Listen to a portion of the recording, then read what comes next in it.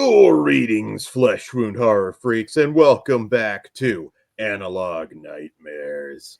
I'm Flesh Wound Dan, and I am joined tonight by producer Todd. Good evening.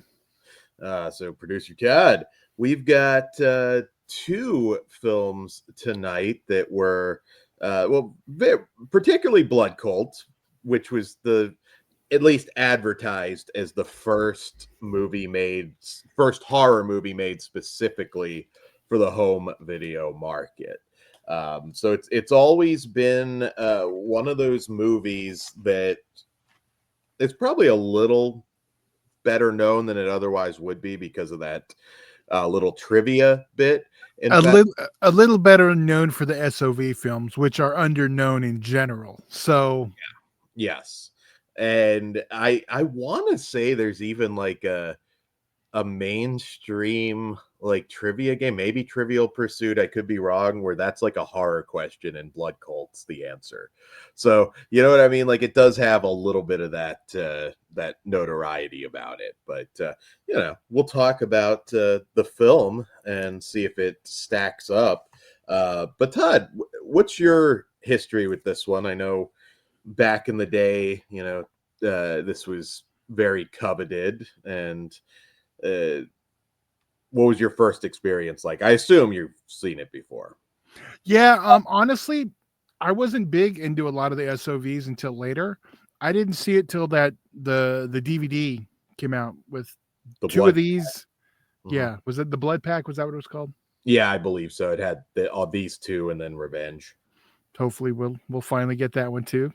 I suspect strongly. Yeah, me too. Eventually. So I don't have a super long history with this. I don't have any like young warm memories because I can't remember what the first SOV I saw was, but it was it. Yeah, there was a lot of other stuff still to see when the SOVs were coming out. So I didn't really gravitate to them till later. I get that. So we'll get right into it with Blood Cult from 1985 and director Christopher Lewis. And in this film, on a small Midwestern college campus, female co-eds are being hacked to pieces in a rash of gruesome slayings dubbed the Sorority House Murders. In each case, a body part is removed from the victim and a golden amulet bearing a dog's head left on the corpse, leading to Sheriff Wilbo to suspect the involvement of a canine god-worshipping blood cult. Determined to put an end to the carnage, the sheriff, with the aid of his daughter and her boyfriend Joel, sets about attempting to stop the blood cult before it succeeds in its grisly aims. So this is from director Christopher Lewis. As I said, and Linda Lewis, who was also producer, his wife at the time, and it's a Tulsa, Oklahoma based regional SOV slasher. It was shot for a very, very, very, very, very low budget at the time. I believe it was $25,000, which not a lot. I mean, so all right. Well, I'll start with the good first. I mean, setting aside the historical fact, is this movie great? No, it is not. It does have some of that charm. I thought like some of the kills were not bad considering the budget. We do have a girl who gets attacked in bed. I believe it was the first kill and beaten with a severed head. It's actually pretty amusing. Amateur hour in some ways, but kind of a fun little kill. And one of the things about this movie that makes me laugh my ass off, that dates it so much, is you can kind of play a drinking game with how many times they blame Dungeons and Dragons for all the cult activity, Yeah. which which I just thought was funny because that was a big thing. Of all things back in the day, in the satanic panic craze, Dungeons and Dragons was a target. I believe also something that they tackled in Stranger Things. So there's a few dated things like that that just kind of make me laugh. The cast for this. Now, if you're an SOV horror aficionado, uh, you know, like sometimes sometimes you get leads that would not normally be your leads if you had money. This one is essentially headlined by Jerry Jarrett.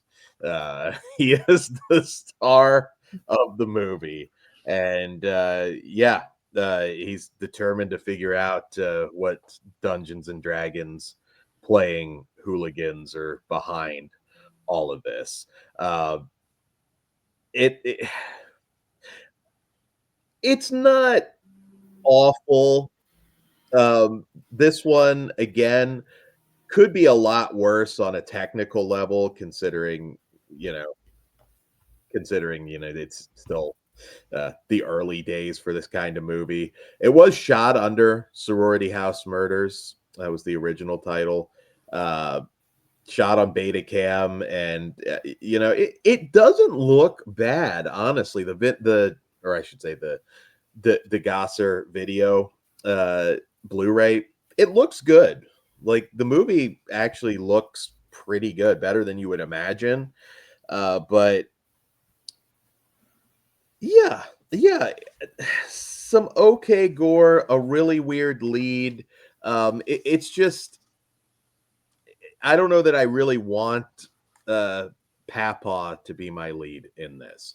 Now, if Jeff Jarrett were caught up in the cult and we could have had them both together, it would have been much better. But I don't know. Jerry Jarrett just isn't a headliner, Todd. What did you think of this movie? I think you need to explain that reference to a majority of the people watching this, Stan. Jerry Jarrett was promoter and father of Jeff Jarrett, who I think most people will have at least heard of. I am sorry my jokes are more wrestling friendly tonight, and if you're not, but old chubby fuck. There you go. All right. What was your question now to me, Dan? Did you like the movie, Ted? The movie is fun in a historical context. It's not a good movie, but I think it's a good curiosity piece. There's some laughable stuff. It's not so bad that it's good because there's still some yeah, but it's playing it straight. Yeah, it's one of those, like I said, it's cool from a historical context. This is not one I'm really going to recommend to a lot of people. But because I don't think it'd be the first SOV I'd recommend it either. So, but it's definitely a notable one, and like historically, I think if you're a fan of the genre, you should check it out. Yeah, its pacing compared to some SOVs is not terrible. It's professionally put together. It doesn't have that quality about it that sets some SOVs apart, where it's like you can tell this was made by horror geeks. It doesn't really have that.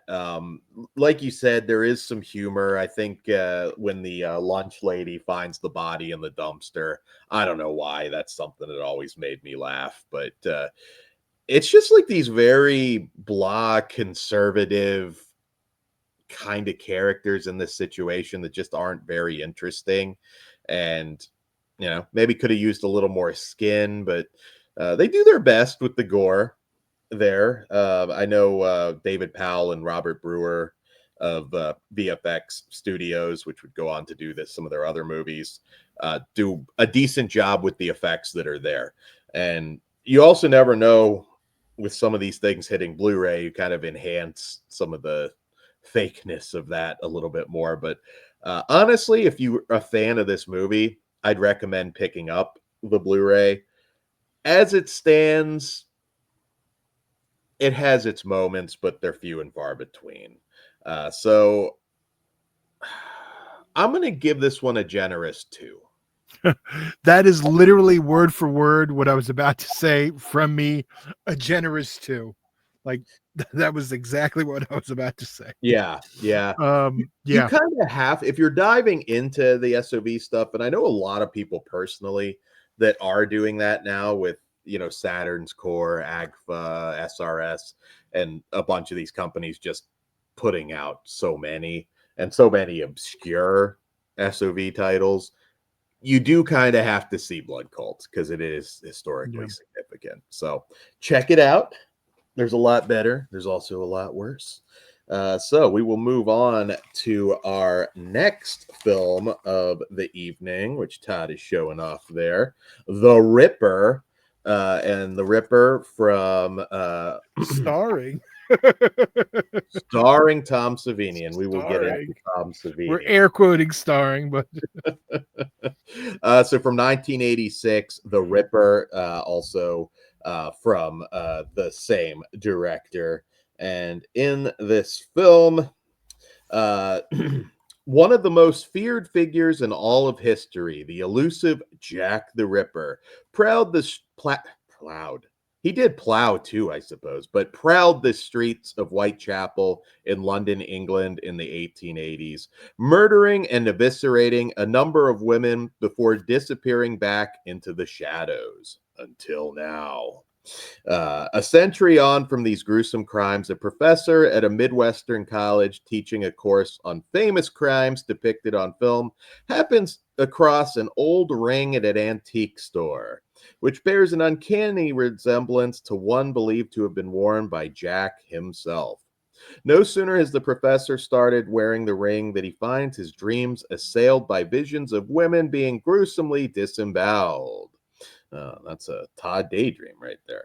When I, grisly, when grisly real life murders start taking place in the local area, bearing the hallmarks of the murderer of Whitechapel, could it be that a Jack the Ripper copycat is on the loose, or something even stranger afoot? All right, so the Ripper. Um, so if you are somebody who has attended a lot of conventions, you will know, and this is covered somewhat in the extras. Tom, definitely take your Ripper Blu-ray to get it signed by Tom. yes, he will sign it. Like, I won't say like he refuses to sign it, but he considers this the worst film he ever made. I feel like I would argue that because I do think that he has appeared in some lesser known stuff that could arguably be worse than But this. there's no arguing this is no From Dusk Till Dawn or Dawn of the Dead.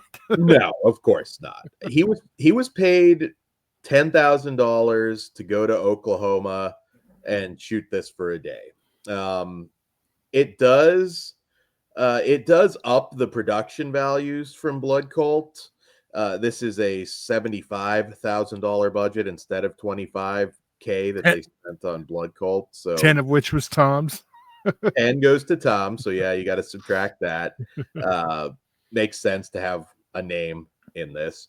And it shows that they had a lot more money to work with on this. It is ambitious to do this type of movie and have period elements like that. It opens, in Whitechapel and does a pretty good job. I mean, Tulsa, Oklahoma, being able to double that at least well enough for our opening was Felt cool. like an Unsolved Mysteries flashback. I loved it.